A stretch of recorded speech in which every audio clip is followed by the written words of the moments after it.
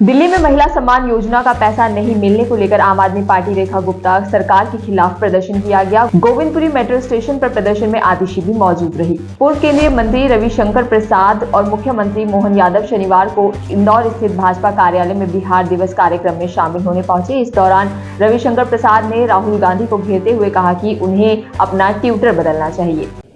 पहला है कि राहुल गांधी का फिर एक ज्ञान भरा वक्तव्य आया है।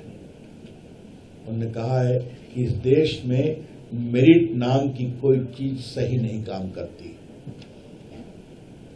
दलितों के लिए और हमारे वंचितों के लिए ये गड़बड़ है। तो राहुल गांधी से पहला मुझे सवाल ये करना है, भाई राहुल गांधी जी, आप किस मेरिट से विपक्ष के नेता बने हैं? पहले अपना मेरिट तो बता दीजिए। अगर आप किसी मेरिट से बने होते तो मेरिट के बारे में सवाल करते हैं। तो अगर मेरिट के नियमों का सरासर अवहेलना की गई है तो उनके खुद की नियुक्ति में की गई है। पिछले सत्र में भाषण चल रहा था संविधान पर, उनकी रोचक टिप्पणी आई थी, मेरी काफी उस पर बहस हुई थी कि 6-7 साल में व्यक्ति युवा हो जाता है।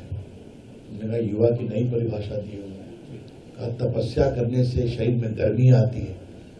तो मेरा भाषण उसके बाद था कि आज जो हजारों संत सन्यासी हिमालय और तंद्राओं में तपस्या कर रहे हैं, वो क्या होगा। मित्र कैलाश भाई भी काफी भक्ति और अध्यात्म में जुटे रहते हैं। तो इस तरह की बातें कहना, इसका कोई मतलब नहीं है।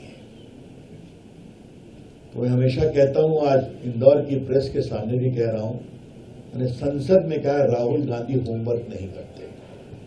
उनको कौन पढ़ाता है?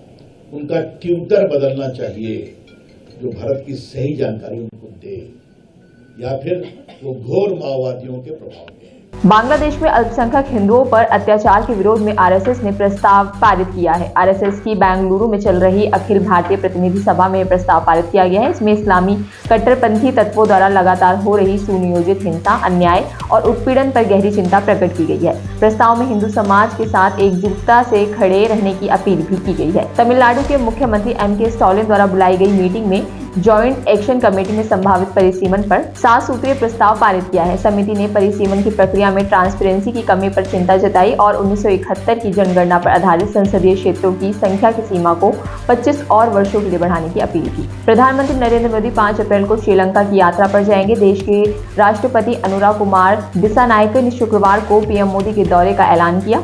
राष्ट्रपति ने संसद को यह भी बताया कि पूर्वी बंदरगाह जिले त्रिकोलीमाली में सामपुत्र पावर प्लांट के निर्माण का काम पीएम मोदी की यात्रा के समय ही शुरू होगा। राजस्थान के चित्तौड़गढ़ जिले में स्थित सांवरिया सेठ धाम में चतुर्दशी यानी होली पर खोले गए भंडार में प्राप्त कुल राशि की काउंटिंग पूरी हो गई है। पिछले 1.5 महीने के भंडार, भेंट कक्ष और ऑनलाइन प्राप्त राशि मिलाकर मंदिर को कुल 29,09,62,700 रुपए का दान भक्तों द्वारा प्राप्त हुआ है। पटना में राष्ट्रीय गान के मुद्दे पर विपक्ष के नेताओं ने बिहार के मुख्यमंत्री नीतीश कुमार के खिलाफ विरोध प्रदर्शन किया। राजस्थान में पेपर लीक मामले में एक के बाद एक लोक सेवकों को निलंबित और बर्खास्त किया जा रहा है। भजनलाल शर्मा की सरकार बनने के बाद ही पेपर लीक मामलों की जांच पर एक्शन लेना शुरू किया था। इस संदर्भ में सरकार ने दिसंबर 2023 में एक एसआईटी का गठन किया था, जिसके बाद एसआईटी ने पेपर लीक मामले की जांच शुरू की। जांच के दौरान कई लोक सेवकों की संलिप्तता सामने आने के बाद निलंबन और बर्खास्त करने की प्रक्रिया शुरू हुई। अब तक की कार्रवाई के दौरान प्रदेश में कुल 86 लोक सेवक बर्खास्त किए गए हैं। हालांकि अलग अलग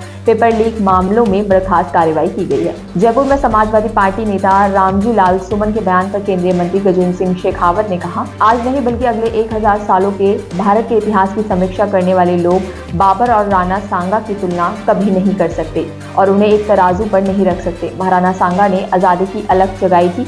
उन्होंने भारत को गुलाम होने से बचाया था। साथ ही उन्होंने भारत की संस्कृति और शाश्वत रखने में बहुत बड़ा योगदान दिया। कुछ शूद्र और छोटे दिल वाले लोग ऐसी बातें करते हैं, इन चर्चाओं की कोई गुंजाइश नहीं है। एक्टर राकेश पांडे का 77 साल की उम्र में निधन हुआ। वह लंबे समय से फिल्मों और टीवी शो में सक्रिय थे।